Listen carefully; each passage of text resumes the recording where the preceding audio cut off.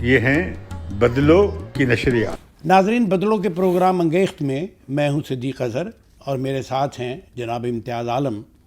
آج جس موضوع پر ہم آپ کے ساتھ گفتگو کر رہے ہیں وہ ہے میجر جنرل بابر افتخار کی وہ پریس کانفرنس جس میں انہوں نے واضح طور پر اور دو ٹوک انداز میں یہ بات کی کہ نواز شریف کی واپسی کے حوالے سے یا کسی بھی قسم کی ڈیل جو ہے وہ ہماری کسی کے ساتھ نہیں ہو رہی، اور اس حوالے سے انہوں نے یہ بھی کہا کہ جو لوگ اس ڈیل کے بارے میں گفتگو کرتے ہیں انہیں چاہیے کہ وہ ان لوگوں کے نام لیں جو اس ڈیل میں شریک ہیں۔ اور تیسری بات انہوں نے یہ کہی کہ اسٹیبلشمنٹ کے حوالے سے آپ زیادہ جو ہے معاملات جو ہیں ان پر بحث نہ کیا کریں۔ ایک بات انہوں نے اور بھی کی جو جنرل قمر جاوید باجوہ کی ایکسٹینشن کے حوالے سے تھی، جس کا انہوں نے واضح طور پر جواب دینے سے انکار کیا۔ بہرحال اس موضوع پر گفتگو کے لیے جناب امتیاز عالم ہمارے ساتھ موجود ہیں۔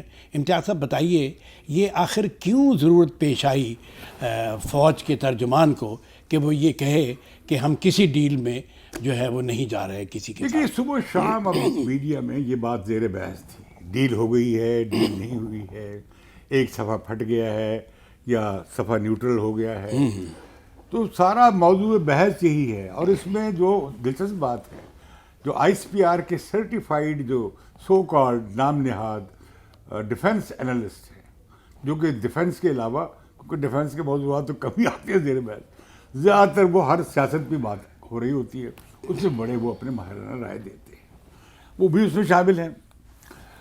تو یہ ظاہر ہے کہ فوج کا نام بار بار آ رہا تھا۔ خود میاں نواز شریف نے جنرل باجوہ کا اور جنرل فیض کا نام کئی جلسوں میں لیا۔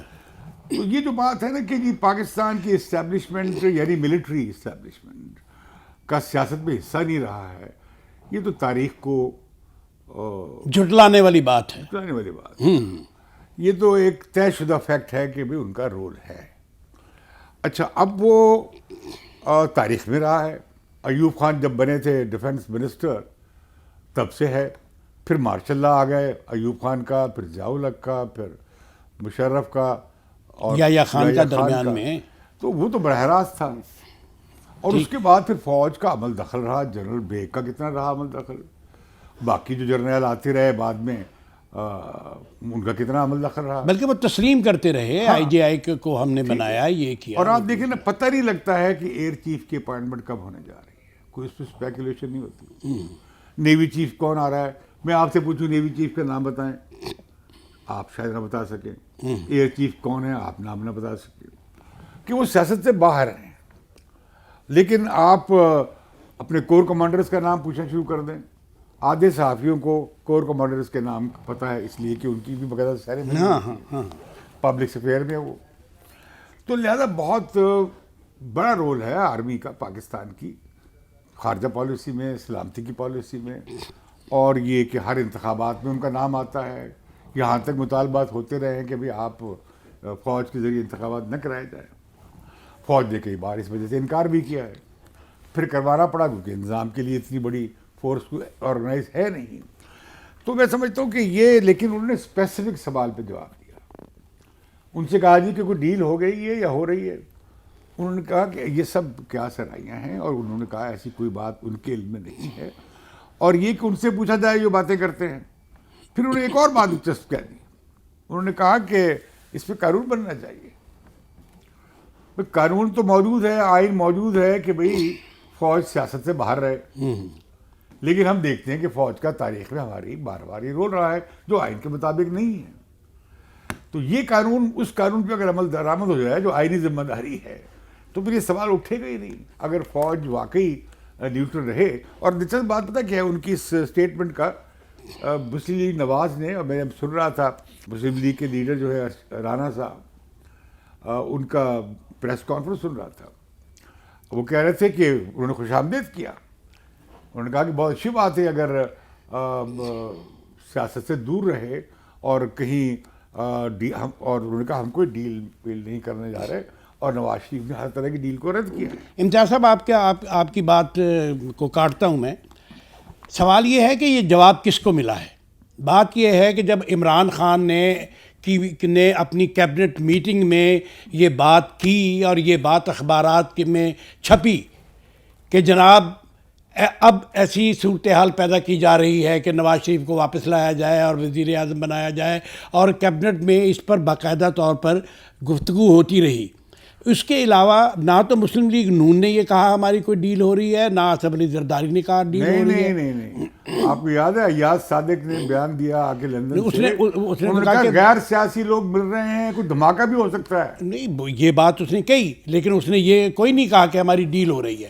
ڈیل کی بات اور اس قسم کی بات جو ہے وہ صرف وزیر اعظم نے کی ہے. ایاز صادق کا بیان بڑا صاف تھا.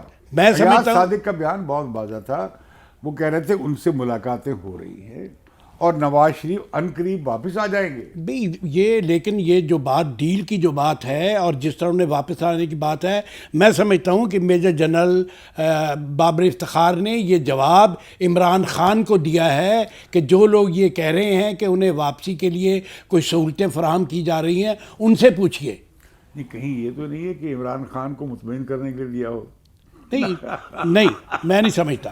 میں سمجھتا ہوں کہ یہ جواب ہی عمران خان کو دیا گیا ہے. آپ کے خیال میں یہ ہے، میری انٹرپریٹیشن دوسری ہے کہ یہ عمران خان کو ری ایشور کرنے کے لیے کیا گیا ہے. اس کا اظہار جو ہے ہو جائے گا جب بجٹ آئے گا اور جب یہ اسٹیٹ بینک کا جب ایکٹ جو ہے قانون پاس ہوگا، اس میں آپ دیکھیں گے یہ ووٹ کیسے پورے ہوتے ہیں. بغیر اسٹیبلشمنٹ کی بیکنگ کے ووٹ پورے نہیں ہوں گے.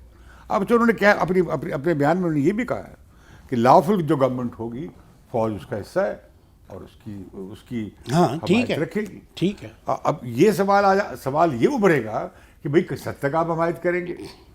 کیا عمران خان مثال کے طور پہ لوگوں کے پہ انٹیلیجنس ایجنسیز کو استعمال کرنا شروع کر دیں لوگوں کی پرائیویسی مداخلت کے لیے، کیا ہمارے خفیہ ادارے وہ کریں گے یا انکار کریں گے؟ کیونکہ وہ تو غیر قانونی حرکت نہیں، P T I funding case میں کون کدھر جاتا ہے یہ بھی تو ہے ایک مسئلہ. اب یہ بھی دیکھیں، اس میں تو بنیادی طور پر کردار اب الیکشن کمیشن آف پاکستان ہی کا ہوگا.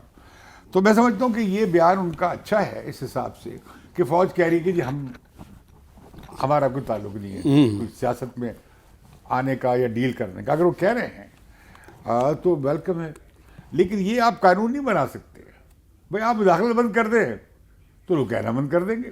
لیکن کبھی ایسا بھی ہوتا ہے کہ بات چل رہی ہو تو اس پر انکار کیا جاتا ہے. نہیں، کچھ یہ بھی ہو جاتا ہے، کچھ یہ بھی ہوتا ہے کہ اتنا کچھ آگے آیا اس بارے میں کہ فوج پہ اب بہت زیادہ پریشر بھی ہے کہ بھی آپ سیاسی معاملات سے دور رہیں. تو اگر اس کے بات کے رد عمل کے طور پہ یہ کہا گیا ہے تو میں سمجھتا ہوں کہ اچھی بات ہے، اسے ویلکم کرنا چاہیے if they keep out of politics. اچھا، دوسرا یہ ہے کہ ان سے سوال کیا گیا بھی ایکسٹینشن کے حوالے سے، اس پر بھی انہوں نے کہا کہ بھی ایسی باتیں زیر بحث نہیں آنی چاہیے. لیکن یہ بات تو ہے کہ بھی ایکسٹینشن کا معاملہ ہوا میں گردش کر رہا ہے اور اس پہ اسپیکولیشنز ہو رہی ہیں. یا تو جنرل باجوہ صاف طور پہ بتا دیں، ان کا بیان آ جاتا کہ وہ ایکسٹینشن نہیں چاہتے، وہ فلاں تاریخ کو ریٹائر ہو رہے ہیں نومبر کی. ایسا بھی نہیں ہے، کیونکہ مجھے یاد ہے جب ہماری ملاقات ہوئی تھی جنرل باجوہ صاحب سے بہت سے صحافیوں کے ساتھ، تو انہوں نے کہا تھا میں فلاں تاریخ کو ریٹائر ہو رہا ہوں، جب ان کی 3 سال کی مدت پوری ہونے والی تھی. لیکن پھر انہیں پوری پارلیمنٹ نے 10 منٹ کے اندر ایکسٹینشن دی، اور وہ جو نام لیتے تھے باجوہ صاحب کا وہ سب سے آگے تھے. لیکن دلچسپ بات یہ ہے کہ وزیر اعظم عمران خان نے کہا ہے کہ انہوں نے ابھی اس پہ غور نہیں کیا اور نومبر ابھی دور ہے. تو گویا مطلب یہ ہوا کہ وزیر اعظم بھی اس آپشن کو ریجیکٹ نہیں کر رہے، بلکہ وہ جنرل باجوہ کو ہی وانٹس ٹو کیپ ہم گیسنگ. اور دوسری طرف جنرل باجوہ بھی اس بارے میں کوئی پبلک پوزیشن لینے کے لیے ابھی تیار نہیں ہے کیونکہ یہ معاملہ نوکری کا ہے. لیکن T V S P R کی باتوں میں اور بھی بڑی اہم بات ہے. مثلا تحریک طالبان پاکستان سے بات چیت ختم ہو گئی ہے. 9 دسمبر کو بات چیت شروع ہوئی تھی جو ختم ہو گئی ہے. یعنی 9 دسمبر کو جنگ بندی ختم ہو گئی. انہوں نے کہا ان کے خلاف اب ہم کارروائی جاری رکھیں گے جب تک اس فتنے کو ہم ختم نہ کر دیں. انہوں نے یہ اصرار کیا ہے کہ پاک افغان بارڈر جو ہے وہ عالمی طور پر ریکگنائز ہے، تسلیم شدہ ہے، اور اس مسئلے کو بھی ہم بات چیت سے حل کر لیں گے. طالبان نے بھی کہا ہے کوئی اس طرح کی بات. اب کوئی ہماری 1200 پوسٹیں ہیں اس 2600 کلومیٹر کی لائن پہ، ڈیورنڈ لائن پہ، اور افغانیوں کی ہے 377.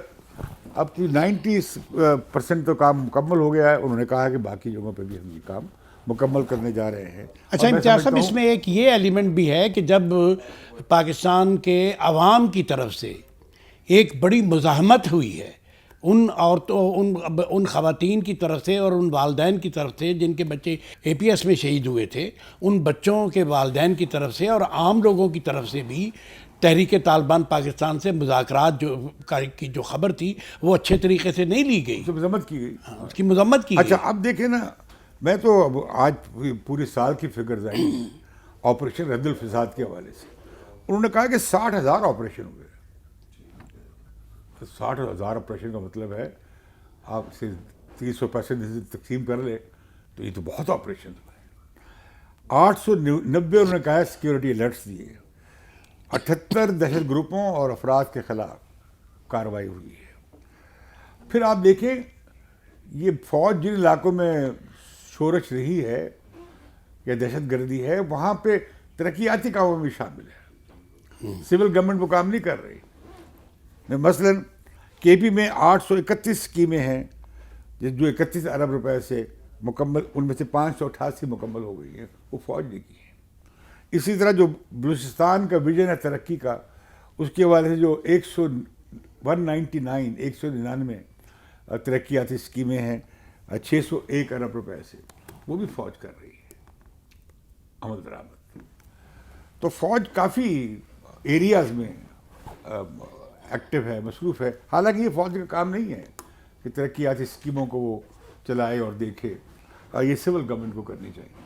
پہلے تو یہ سول لیڈر جو ہیں جو کام ان کے کرنے کا فوج کے حوالے کر دیتے ہیں، پھر کہتے ہیں جی فوج سویلین معاملات میں آتی ہے. تو بہرکیف میں سمجھتا ہوں کہ یہ جو بیان آیا ہے اس سے شاید سیاسی استحکام، مقصد یہ تھا کہ سیاسی استحکام آئے، اور چونکہ عمران حکومت بہت مشکل کا شکار ہے، میرے خیال میں اسے سہارا دینے کی کوشش ہوئی ہے. ناظرین، یہ تھی ہماری بات چیت میجر جنرل بابر افتخار کی پریس کانفرنس کے حالیہ پریس کانفرنس کے حوالے سے. مجھے یقین ہے آپ کو ہمارا یہ پروگرام پسند آئے گا اور آپ بدلوں کو سبسکرائب کرتے رہیں گے. شکریہ.